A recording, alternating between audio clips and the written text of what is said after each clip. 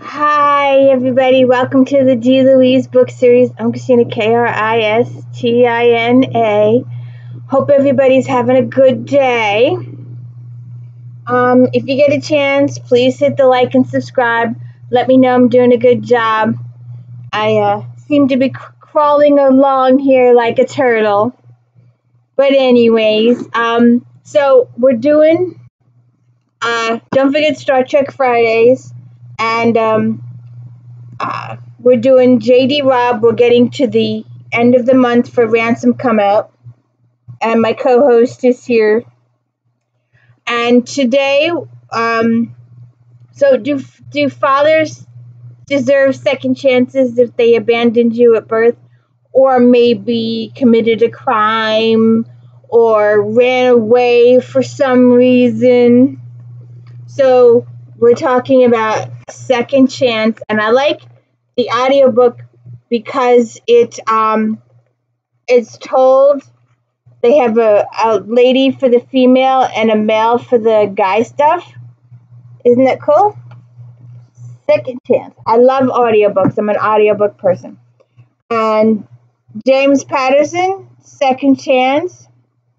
And it's not as long as the first one, but it is very multi-layered, and there's some twists and turns that you really don't see coming. We have our Women's Murder Club. The members are Lindsay Boxer. She has been promoted. We find out in the beginning of the book she's been promoted to lieutenant. And I have a few issues, not with Lindsay herself, but her superiors, because her superiors do not treat her like Eve Dallas's superiors treat her. And I don't like Lindsay's superiors very much. They're not very supportive of the lower staff or the lower peoples or the people below them. They're not very supportive of their department. They're very politically. And I don't like that. I like how Whitney and Tibble and them work with Eve and her crew. So Lindsay is lieutenant, and she's got Boxer Warren Jacoby under her. And the Murder Club ladies are Cindy, who's a reporter for the Chronicle. Bing, bing, bing, bing. Okay. She doesn't say 5 o'clock. That's what she rang. Claire is the medical examiner, and Jill is the assistant ADA. And it's complicated. It's multi-layered. The book, we begin, it has several chapters. Well, it has a whole bunch of chapters, over 100 chapters, but it's divided into several sections. The first one is the Women's Murder Club is meeting again. The second one is Justice Will Be Served. And the third is the Blue Wall of Silence. We start off with a supposedly mass shooting, but only one victim is actually killed, a little girl. And it's hard. They're thinking that it is a mass shooting, but when only one victim is deceased, it starts bringing up questions. And then Cindy gives her another thing, and she finds out, well, maybe somebody is attacking my shoe. You see this person here attacking my shoe? She doesn't like my shoe. So, anyways, it's very, very multi-layered. Cindy tells her a little clue, and it's discovered that the murders may be connected to a woman that was hanged in her apartment basement built in the washer and dryer room a couple of weeks ago, and it may be connected to the little girl. So they start working on that, and then they have a witness who spots a vehicle that reminds them of the Lion King. It's got a lion and a goat and a snake body. So they start looking for those, and they find the vehicle, and it's just, I'm trying to figure out, I don't want to give too much away. It's over 100 chapters. They do find the vehicle, but it's been cleaned, and they don't find any evidence. The only thing that they know for sure is that it is the van, because it has the Lion King sticker on the back of it, and that's the killer proclaiming that he is Chimera. And you know, if you have read Laurel K. Hamilton, Chimera is a shapeshifter in her series up there that we did. So please check out Narcissus in Chains and Cerulean Sins and Incubus Dreams and those videos. I did them all. And check out all my Eve Dallas videos too, by the way. So they're checking out Estelle Chipman's murder, the lady that was hanged, and they're trying to figure out how they are connected when they see in the basement there's a child's drawing of a lion, goat, and snake in the corner. So she knows it was done by the same person. The killer is letting her know that he did it, but we don't know who. Jill comes to them and says she's with child, but that is, while it starts as a happy occasion, it ends as a sad occasion. And having been there, done that myself about 5 or 6 times, it's a sad occasion. And I'd rather not read about that type of stuff. I know there's some of you out there that I just saw a post the other day. Could you recommend something to me that will tear my heart out and make me cry? And I'm like, good grief. I want to escape the world. I don't want to be depressed. I want to read fantasy or mystery. I want to get to know my characters. I want to see them grow from book to book to book. If it's going to be a romance, it's going to be vampire, or it's going to be paranormal. Or if it's a love thing, but there's got to be a mystery. There's got to be a whodunit with it. I read that book the other day, the Book Lovers book, and I said, the book was good. It was really well written. And I lasted 11 chapters because I just couldn't take it anymore. It was just, I'm just not, give me a Regency. I don't know why. I prefer my Regencies. I've got a whole bookcase over there. You think this is a bookcase? You ought to see that one over there. And that one over there. And the upstairs. There's 32 of those in this house. And I learned the other day, well, I like to brag that I have over 3,000 books in this house.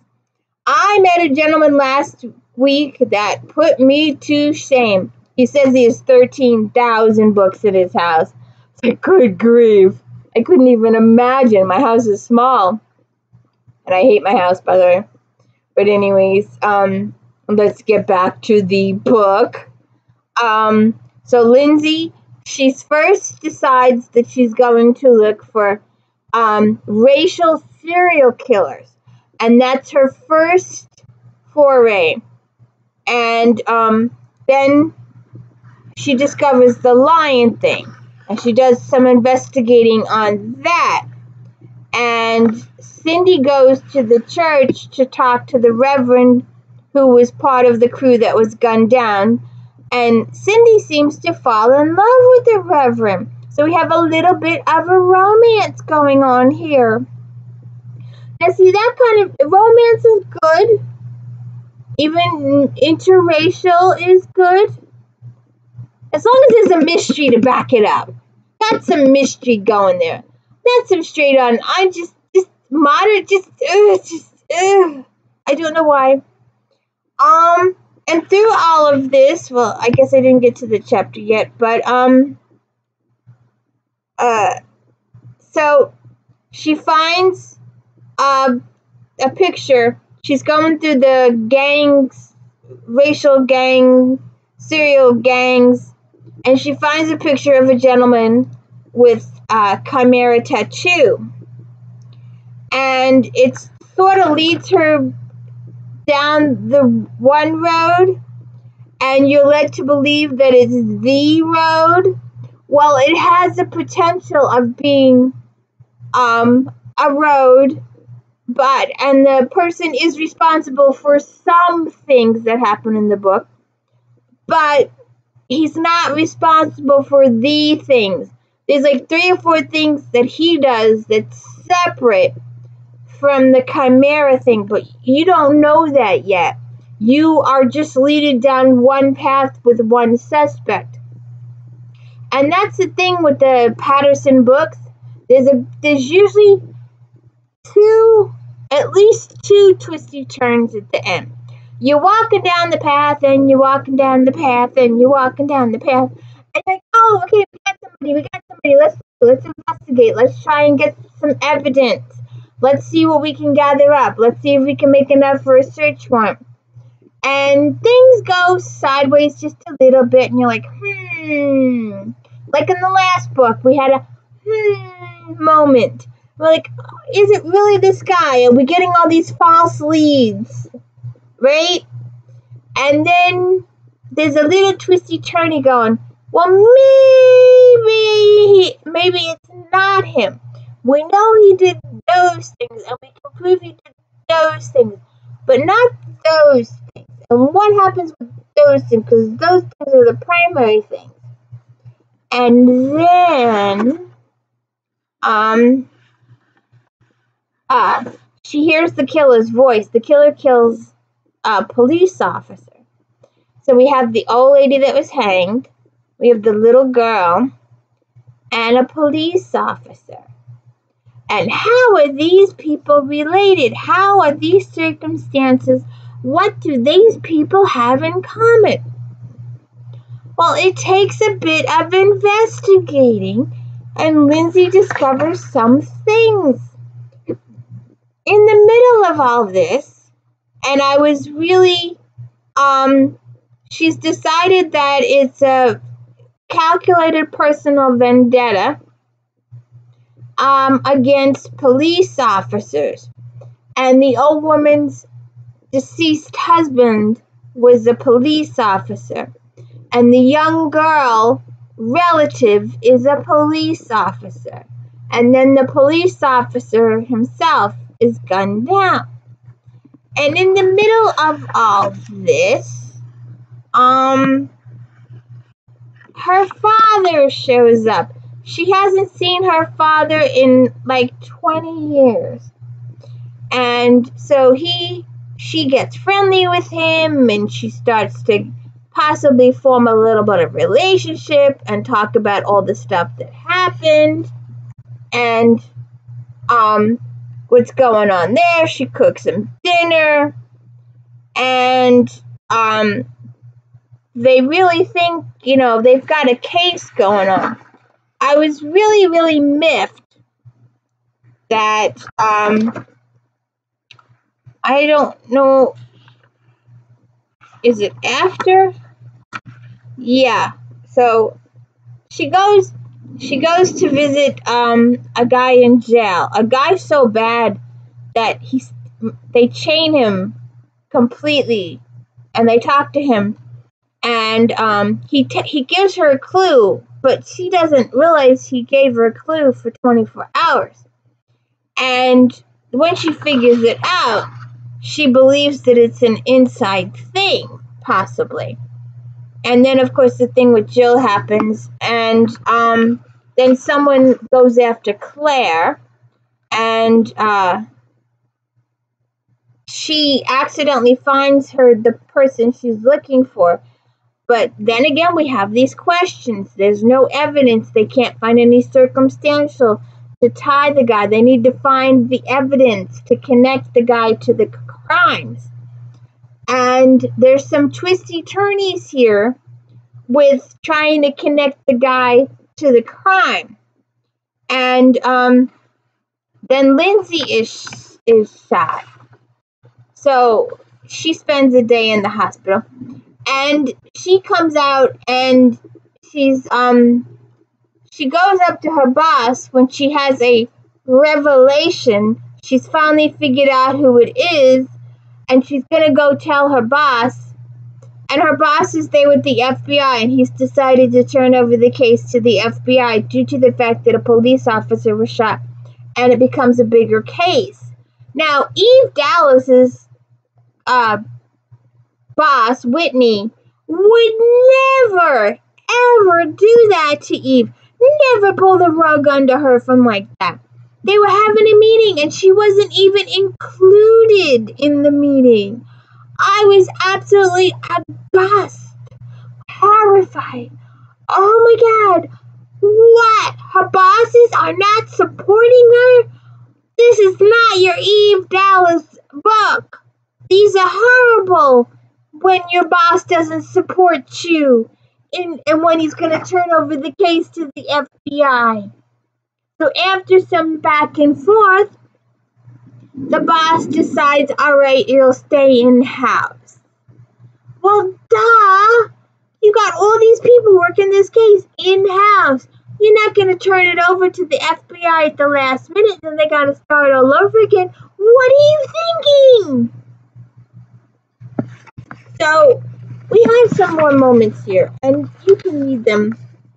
But, I'm going to leave you with that because there's a couple of more instances. Lindsay does a really stupid thing, and her cell phone is not charged up properly, so she's doing an extra stupid thing. And I could go on about that because I'm gonna do a little Sue grafting, just a few. Kinsey drives me up a goddamn wall because she's a gumshoe in the 80s. And how many circumstances she ended up in. And if she'd had a cell phone, she wouldn't have ended up in those, but there's no cell phones in the 80s.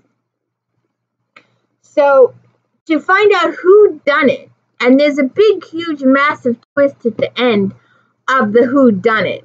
Because like I said, you're walking down the park and you're walking through the lane and you're headed towards the guy that you think did it, and you're almost positive that he did it because Lindsay has got her clues all lined up. And then something happens and Lindsay's going, maybe we got it wrong. Let's go looking down this path. And there's a couple of twisty turnies at the end where the book does a 360 and goes, gotcha. This person may be responsible for that stuff over there, like I said, but not responsible for that stuff over there. And then her father's got some issues too. So what does her father deserve a second chance with Lindsay? Does the murderer does the real, what's going on with the real murderer? Who is the real murderer? Who is the second murderer in the book? There's some twisty turnies in here. You'll have to check it out. And we will be moving on to Third Degree.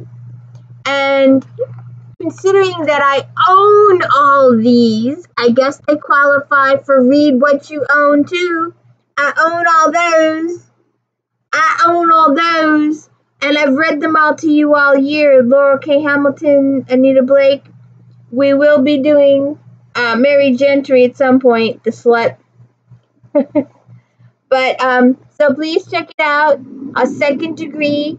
I hope you like my videos if you stayed this long, because most of the time people leave after 2 minutes, according to the analytics. My analytics stink because people don't watch my videos long enough for the analytics to kick in. And don't forget Star Trek Friday, and I'm still trying to decide about Flashback Monday because nobody was really watching those. So please let me know. Please hit the like and subscribe. And please continue to check out my videos. Go back and check out the Krista Davis and all the other videos we did last year. There's 517 videos, 517, well, 400 books and 89, 90 Star Trek Next Generation. So we're in season 4 to 6 now. So please check it out and please hit the like and subscribe. Thank you.